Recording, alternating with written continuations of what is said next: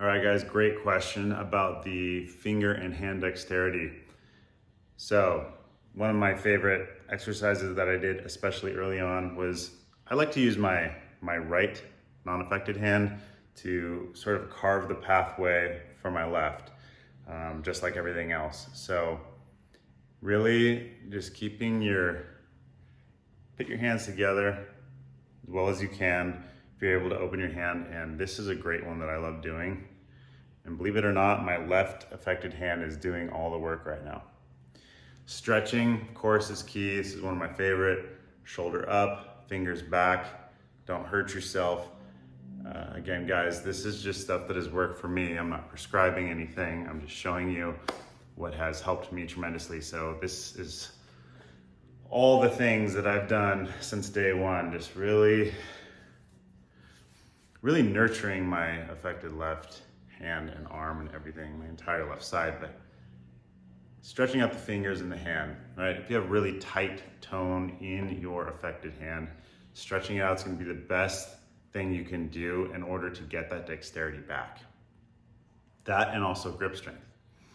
So you might have, for some, you get really tight tone and you might have a ton of grip, but not a whole lot of control.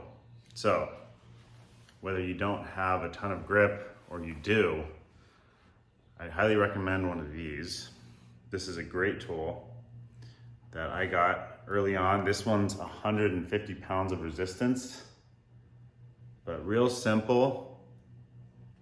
This is a great tool. And what I love about this is, for me early on, when I could finally move my hand a little bit, it was very rigid like this. I didn't really have a whole lot of control over all the digits independently like I do now.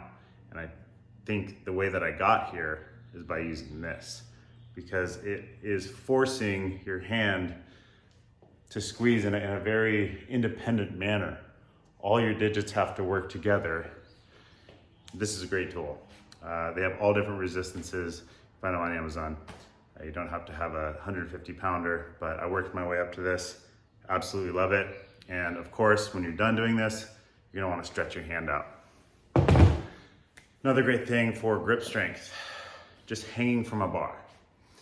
As you guys might know, I love my pull-ups. I do them all the time, but you wanna be really careful with that, especially if you still have some weakness and atrophy in your shoulder. But if you have a door where you can hang a pull-up bar like this, what I love about it is it gives you the freedom. You don't have to jump up and swing and hang completely on your own. You can just ever so slightly release your weight and become weightless, gradually. So like this, I'll show you.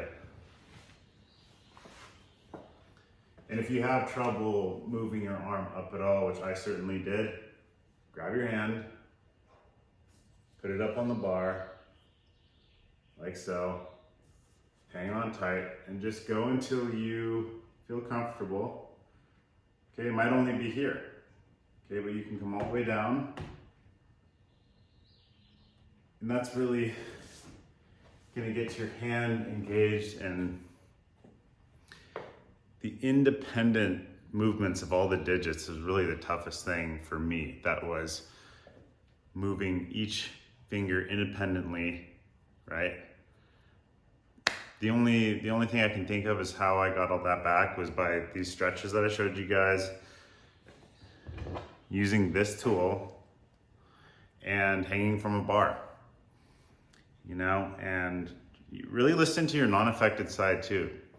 Try and get your brain to wrap your mind around what it feels like normally and do your best to translate that over into your affected side. That's at least what I've done. Everyone is different. Everyone's side effects are slightly different, but they're all pretty similar as well.